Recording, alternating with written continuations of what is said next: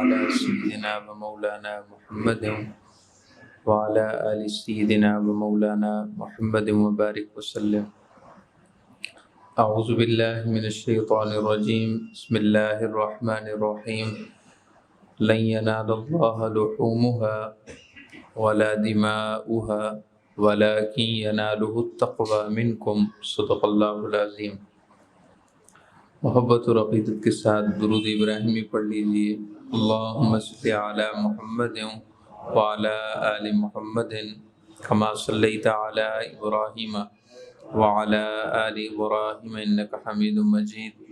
اللہم بارک علی محمد وعلی آل محمد کما بارکت علی ابراہیم وعلی آل ابراہیم انک حمید مجید. صلی اللہ علی النبی الامی وآلہ صلی اللہ علیہ وسلم. صلاۃ و سلام علیک یا رسول اللہ والصلاۃ والسلام علیک یا رحمۃ للعالمین وعلی آلک وصحابک یا شفیع المذنبین. ذی الحج کے مبارک مہینے کو گھرانہ ابراہیمی کے ساتھ خاص طور پر نسبت اور تعلق ہے. سیدنا ابراہیم خلیل اللہ علی نبینا وعلیہ الصلاۃ والسلام اور آپ کے اہل، آپ کی ذریت، آپ کا خاندان، یعنی حضرت سیدہ ہاجرہ رضی اللہ تعالی عنہ، حضرت سیدہ سارہ رضی اللہ تعالی عنہ اور حضرت سیدنا اسماعیل ذبیح اللہ علیہ السلام اور حضرت سیدنا اسحاق علیہ السلام، یہ وہ افراد ہیں جو سیدنا ابراہیم علیہ السلام کی ذریت ہیں، اور اس مبارک مہینے ذی الحج کو ان کے ساتھ خصوصی نسبت ہے. ذی الحج کے مبارک مہینے میں دو عبادات کو خاص طور پر اہمیت حاصل ہے. ایک فریضہ حج اور دوسرا قربانی.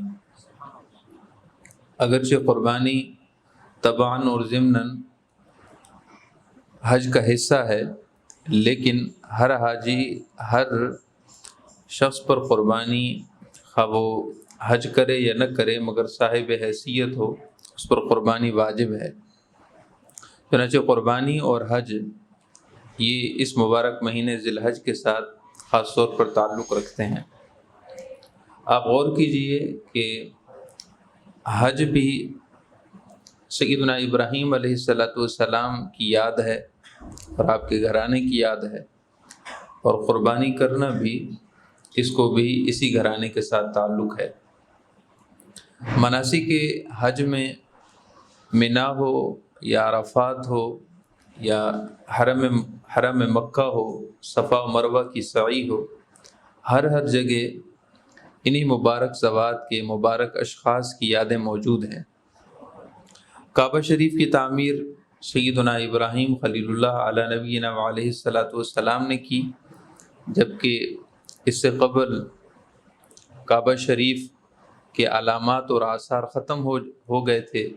سیدنا نوح علیہ السلام کے زمانہ بعثت میں جب طوفان آیا تو کعبہ شریف کے آثار ختم ہو چکے تھے. اس کے بعد سب سے پہلی تعمیر سیدنا ابراہیم علیہ السلام نے کی، اپنے بیٹے اسماعیل علیہ السلام کے ساتھ مل کر. سورہ بقرہ میں اللہ تعالیٰ نے ارشاد فرمایا وَإِذْ يَرْفَعُ إِبْرَاهِيمُ الْقَوَاعِدَ مِنَ الْبَيْتِ وَإِسْمَاعِيلُ، کہ یاد کرو کہ جب ابراہیم علیہ السلام اپنے بیٹے اسماعیل علیہ السلام کے ساتھ مل کر کعبہ شریف کی دیواروں کو اٹھا رہے تھے، یعنی اس کی دیواروں کو اٹھا رہے تھے اور چن رہے تھے. صفا و مروہ کی سعی سیدہ ہاجر رضی اللہ تعالیٰ عنہ کی یاد ہے. اسی طرح جمرات میں کنکریاں مارنا وہ سیدنا ابراہیم علیہ السلام کی یاد ہے. اور الغرض کعبہ شریف اور اس سے متعلقہ جتنی بھی جگہیں ہیں، سبھی جگہوں پر سیدنا ابراہیم علیہ السلام کے آثار ہیں. اور قربانی تو آپ جانتے ہیں، اللہ تعالیٰ نے سورۃ الصافات میں بڑا طویل واقعہ ارشاد فرمایا کہ جب ایک عظیم باپ اپنے عظیم فرزند کو اللہ تعالیٰ کے حضور قربان کرنے کے لیے چلتے ہیں، اور اللہ تعالیٰ کے حکم کی تعمیل میں وہ عظیم والد بھی حاضر ہیں اور عظیم بیٹا بھی حاضر ہے، اور اس وقت اللہ تعالیٰ کی طرف سے بطور نعمت جنتی مینڈا حاضر ہوتا ہے اور اس کو ذبح کیا جاتا ہے، وَتَرَكْنَا عَلَيْهِ فِي الْآخِرِينَ، اور پھر اس عظیم قربانی کی یاد کو اگلی امتوں کے لیے باقی رکھ دیا جاتا ہے۔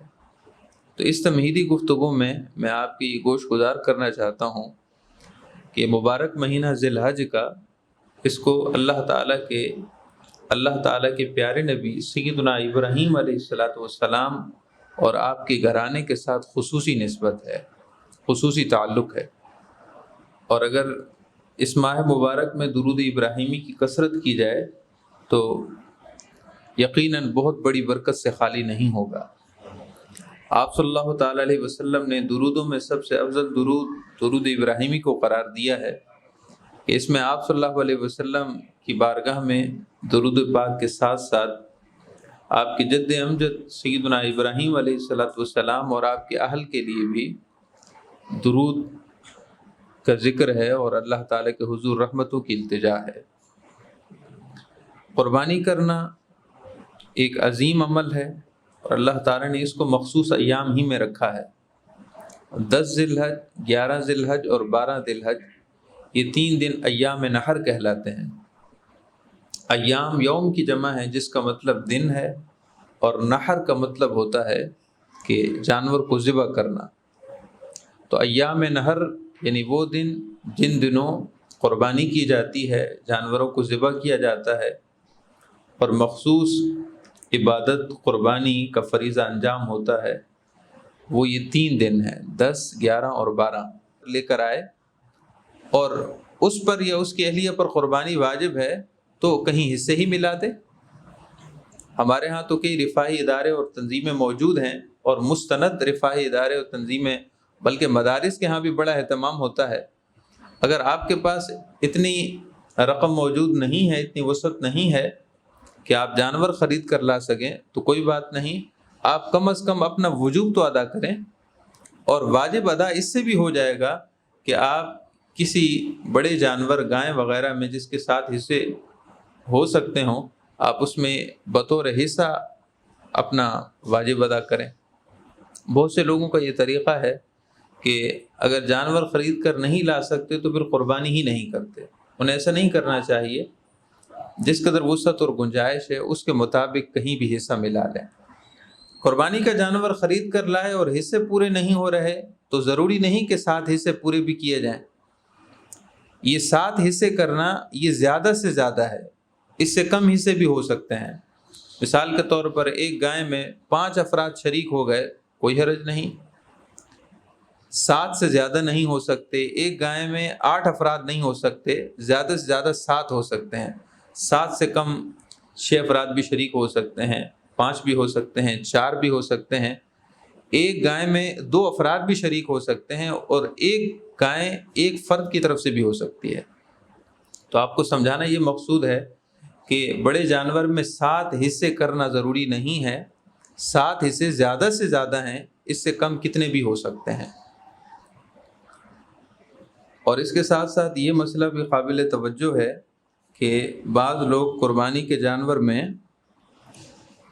5 حصے تو پورے ہو گئے اور 6 آپ صلی اللہ علیہ وسلم کی خدمت میں کر لیا، اور ایک حصہ حضور غوث پاک رضی اللہ تعالیٰ عنہ کی خدمت میں اس سال کے لیے کر لیا۔ اچھی بات ہے، کوئی حرج نہیں ہے اس میں، بلکہ یہ نسبت کی برکت ہے اور اچھی بات ہے۔ لیکن یہ کہ یہ سمجھنا کہ 7 حصے کرنا پورے کرنا ہی ضروری ہے، یہ ذہن آپ کلیئر کر لیں کہ ایسا کچھ نہیں ہے۔ جب قربانی کے کرنے کا طریقہ آپ سماعت فرما لیں، اور اس کے بعد آپ کے ذہن میں اگر کوئی سوال ہو تو وہ آپ پوچھ لیجئے گا۔ قربانی کے جانور کو ذبح کرنے کا سنت طریقہ کیا ہونا چاہیے؟ سنت طریقہ یہ ہے کہ قربانی کے جانور کو ذبح کرنے سے پہلے یہ دعا پڑھی جائے، انی وجہت وجہی للذی فطر السماوات والارض حنیفا وما انا من المشرکین، ان صلاتی و نسکی و محیاج و مماتی للہ رب العالمین لا شریک لہ و بذالک امرت وانا اول المسلمین۔ یہ دعا آپ صلی اللہ علیہ وسلم جانور کو ذبح کرنے سے پہلے پڑھا کرتے تھے۔ لیکن یہ دعا پڑھنا فرض یا واجب نہیں ہے کہ اگر دعا نہ پڑھی گئی تو قربانی نہیں ہوگی، یا دعا نہ پڑھی گئی تو اس کی طرف سے قربانی نہیں ہوگی، ایسا نہیں ہے۔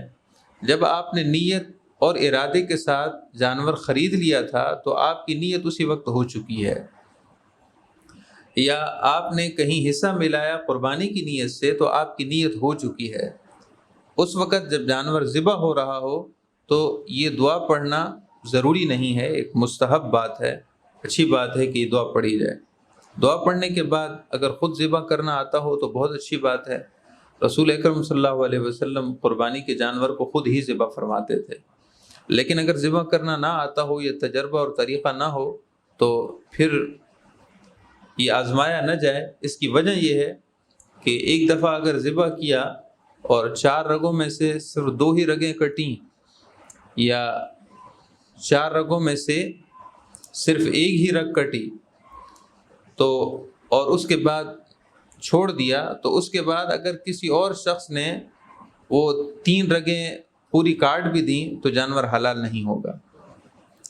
ایک ہی شخص ایک ہی عمل کے ساتھ ذبح کرے اور کم از کم 3 رگیں کٹ جائیں، کم از کم 3 رگیں کٹ جائیں تو جانور حلال ہوگا۔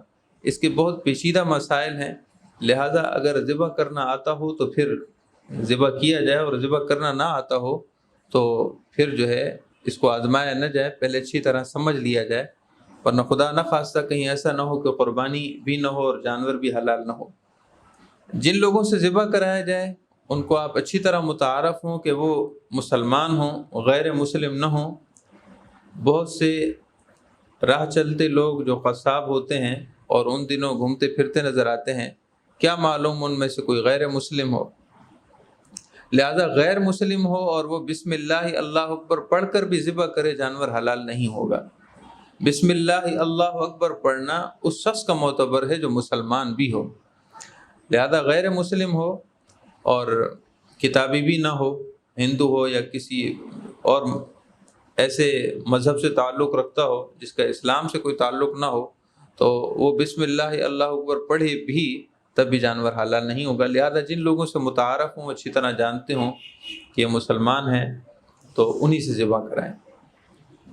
ذبح کرتے وقت بسم اللہ اللہ اکبر کم از کم اتنی آواز میں پڑھنا کہ الفاظ کی ادائیگی ہو جائے اور شور شرابہ نہ ہو، تو خود پڑھنے والے کے اپنے کان سن لیں، یہ ضروری ہے۔ اگر کسی شخص نے جانور ذبح کیا اور جان بوجھ کر بسم اللہ اللہ اکبر نہ پڑھا، یا بسم اللہ اللہ اکبر اس طرح پڑھا کہ سمجھا کہ دل میں پڑھ رہا ہوں، زبان سے کہنا ضروری نہیں، تو پھر جانور حلال نہیں ہوگا۔ تو بسم اللہ اللہ اکبر ذبح کرنے والے کے لیے پڑھنا ضروری ہے۔ اس کے آس پاس کھڑے رہنے والے افراد اگر بسم اللہ اللہ اکبر نہیں پڑھتے تو کوئی حرج نہیں۔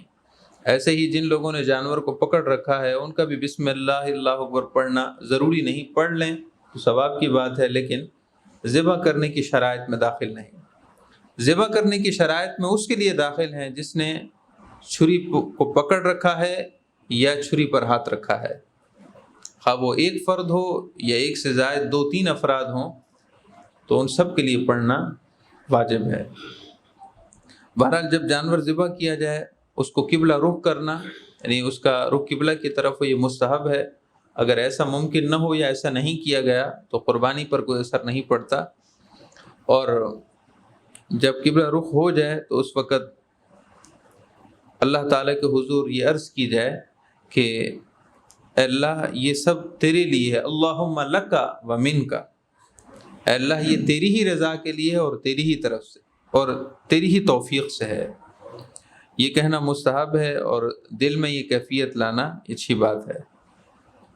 جب جانور ذبح ہو چکے تو اس کے بعد یہ عرض کی جائے اللہم تقبل منی، اے اللہ میری طرف سے قبول فرما، کما تقبلت من خلیلک ابراہیم علیہ السلام و حبیبک محمد صلی اللہ علیہ وسلم، اے اللہ اس کو قبول فرما جیسا کہ تو نے اپنے پیارے ابراہیم خلیل ابراہیم علیہ السلام اور اپنے حبیب حضور اکرم صلی اللہ علیہ وسلم کی طرف سے قبول فرمائے۔ قصابوں کو، قصائیوں کو اس بات کا پابند کیا جائے کہ جب تک جانور ٹھنڈا نہ ہو جائے اس کے اعضاء نہ کاٹیں، اس کی کھال نہ اتاریں۔ مکروہ اور حرام عمل ہے، ایسا کرنے والے گناہ گار ہیں۔ لیکن یاد رکھیے کہ قربانی کے اجر و ثواب پر کوئی فرق نہیں آتا۔ اگر قصائی قصاب ایسا کرے منع کرنے کے باوجود تو یہ اس کا اپنا فعل ہے، وہ گناہ گار ہے۔ لیکن آپ پر یہ بات عائد ہوتی ہے کہ اس کو پہلے ہی سے اس بات کا پابند کریں کہ یہ ظلم اور زیادتی کی اجازت نہیں ہوگی، بھلے آپ اجرت زیادہ لے لیں لیکن جانور کو بلا وجہ کی تکلیف نہ دیں۔ ہماری کتابوں میں لکھا ہے کہ قربانی کے جانور کو ذبح کرنے کی تکلیف کے علاوہ کوئی اور تکلیف دینا مکروہ ہے۔ ذبح کرنے کی تکلیف کے علاوہ اس کو کوئی اور تکلیف نہیں ہونی چاہیے، اور جانوروں کو ایک دوسرے کے سامنے ذبح کرنے سے پرہیز کریں۔ ہمارے شہروں میں جب کہ اتنا ہجوم ہوتا ہے، اگرچہ اس بات پر عمل کرنا مشکل ہے لیکن ناممکن نہیں ہے، لہٰذا کوشش کی جائے کہ جانوروں کو ایک دوسرے کے سامنے ذبح نہ کیا جائے۔ اب اگر آپ کچھ مسئلہ پوچھنا ہو تو آپ پوچھیں، کوئی بھی ایک پوچھ لیں، شرمندہ نہ ہو، ایک پوچھے گا تو پھر یہ ہے کہ اپنا کہ اکثر مطلب لوگ یعنی جانور کو 3 بجے بھی کاٹتے ہیں، عید کے دن 4 بجے بھی کاٹتے ہیں، تو یہ صحیح نہیں ہے؟ یعنی عید کے دن ہے، عید کے دن ہی مطلب 4 قربانی کے 3 دن ہیں، اور ان 3 دنوں میں 2 راتیں بھی شامل ہیں، 10، 11 اور 12۔ 10 ذی الحج کی عید کی نماز پڑھنے کے بعد، عید کی نماز شہر میں کہیں بھی ہو جائے، اس کے بعد سے لے کر 11، 12 کو غروب آفتاب یعنی مغرب سے پہلے اگر جانور ذبح کیا گیا تو یہ قربانی ہوگی۔ البتہ راتوں میں علماء کرام نے مکروہ لکھا ہے۔ تو آپ دن کا پوچھ رہے ہیں، کوئی حرج نہیں، دن میں تو دن میں اول ٹائم میں کیا جائے یا ظہر کے وقت کیا جائے یا عصر کے ٹائم ہی کیوں نہ کیا جائے، تو کسی قسم کی کوئی کراہت نہیں ہے۔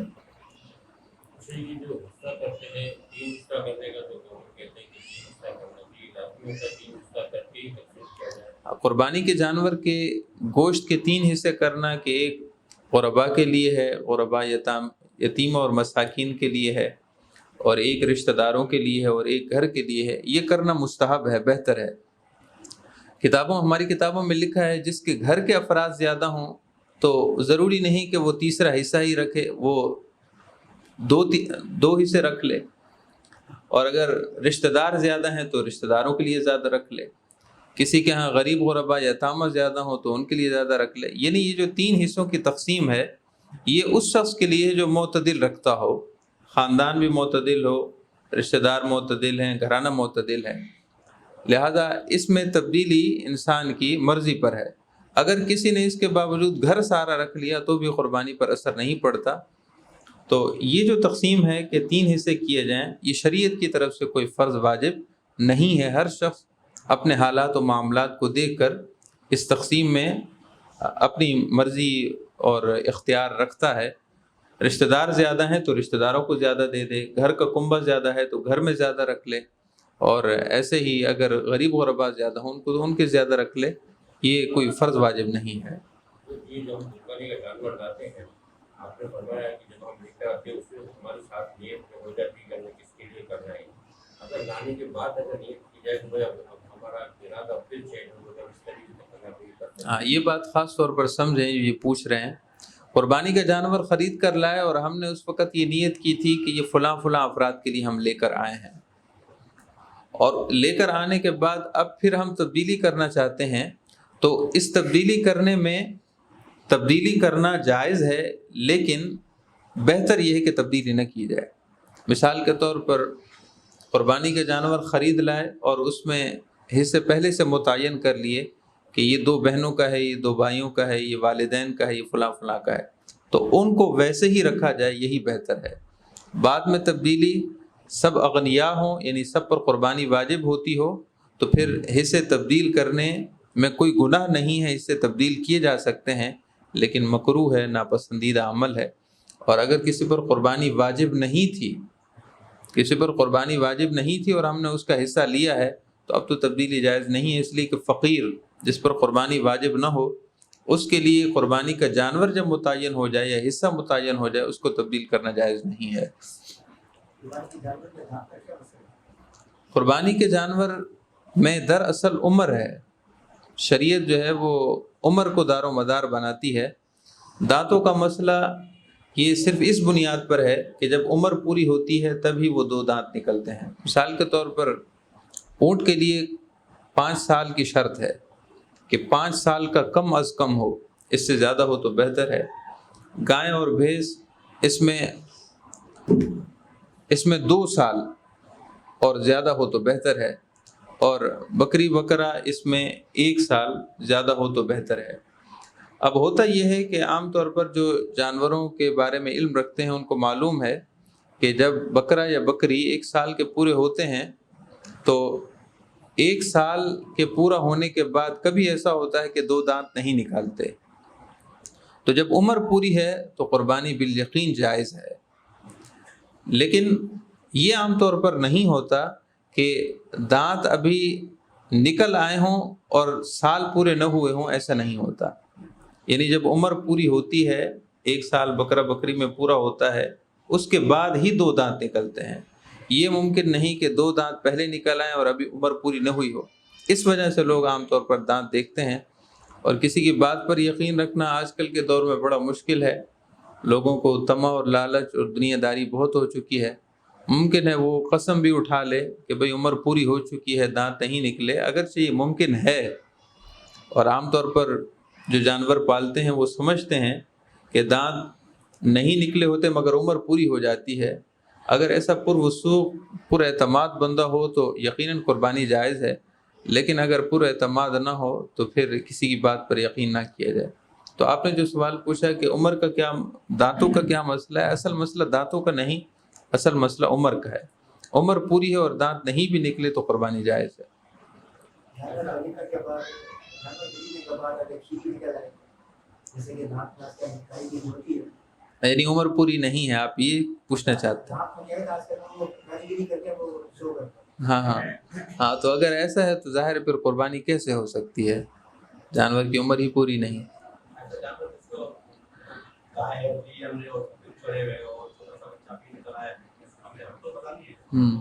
ہاں یہ انہوں نے بہت اچھا سوال پوچھا ہے. عام طور پر ایسا ہو جاتا ہے، جانور خرید کر لائے اور پتہ چلا یہ گابن ہے، یا جانور ذبح کیا اور بعد میں پتہ چلا تھا کہ بھئی یہ گابن ہے، تو قربانی پر کوئی اثر نہیں پڑتا، قربانی ہو جاتی ہے. بعض لوگوں کو رحم دلی ہوتی ہے، لہذا اگر قربانی نہیں کی اور پتہ چل جائے گابن ہے تو پھر وہ جانور بدل دیتے ہیں. تو یہ شریعت کی طرف سے اجازت ہے. اگر جانور بدل رہے ہیں تو ان کی اپنی رحم دلی ہے، لیکن اگر اسی گابن جانور کو ذبح کر دیا گیا تو قربانی ہو جائے گی. ایسے ہی ذبح کیا اور بعد میں پتہ چلا کہ گابن تھا، اندر سے بچہ ظاہر ہوا، تو قربانی پر کوئی اثر نہ پڑا. اراقۃ الدم یعنی جانور کا خون بہانا وہ فریضہ ادا ہو چکا ہے. البتہ وہ جو بچہ زندہ نکلا ہے اس کو صدقہ کر دیا جائے، نہیں اللہ کے نام پر کہیں بھی دے دیا جائے. ایسا پیسہ جو بینک سے ملتا ہے ریٹرن میں اس کا معاملہ کوشش کریں. آج کل تو ہمیں کسی کا بتایا جاتا ہے اس سے قربانی غیر. دوبارہ بولیے. ایسا پیسہ جو بینک سے ریٹرن میں ملتا ہے منافع کو ہوتا ہے اس کو اچھا سود، ہاں اس سے قربانی ہو جائے نہیں نہیں ہو. اللہ تعالیٰ کی عبادات میں، نیک کاموں میں حلال پیسہ ہی خرچ کیا جائے، اور حلال پیسہ ہی قابل قبول ہے. خواہ وہ حج ہو، عمرہ ہو، یا دیگر عبادات ہوں، جتنے بھی مالی عبادات ہیں اس میں حلال پیسہ ہی خرچ کیا جائے. اللہ تعالیٰ سے دعا ہے اللہ تعالیٰ ہم سب کی.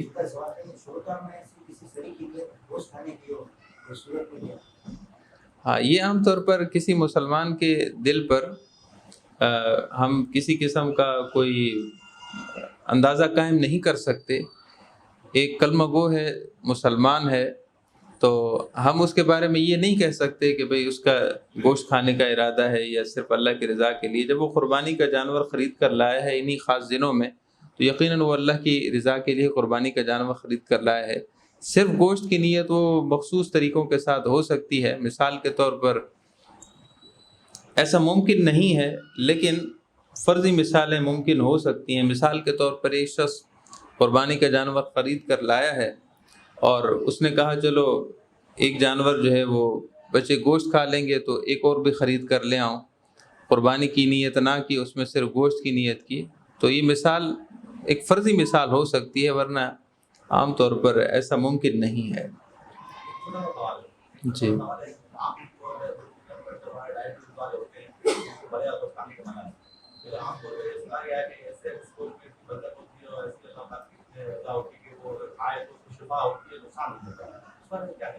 ہاں، یہ تو اب اپنے اپنے مطلب وہم و گمان کی بات ہے. اگر اس کا یقین اتنا پختہ ہے کہ مجھے شفا ہی ہوگی تو یقیناً اثر تو ہوگا. لیکن جو طبی معاملات ہوتے ہیں ان کے مطابق عمل کیا جانا چاہیے، اس لیے کہ وہ قربانی کا جانور اپنی جگہ ہے، لیکن شریعت کی طرف سے جو چیزیں ہیں علاج معالجہ کے، ان اصولوں کو بھی اپنانا چاہیے. کسی کا یقین کامل ہو، ممکن ہے کہ اس کو کوئی ضرر نہ ہو، لیکن یہ ہے کہ ساری باتیں تو پھر اپنے اپنے اس کی روحانی وجدان کی ہیں.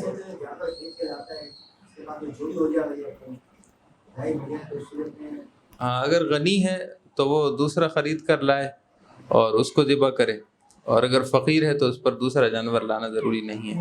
الحمد للہ رب العالمین والصلاة والسلام علی سید الانبیاء والمرسلین وعلی آلہ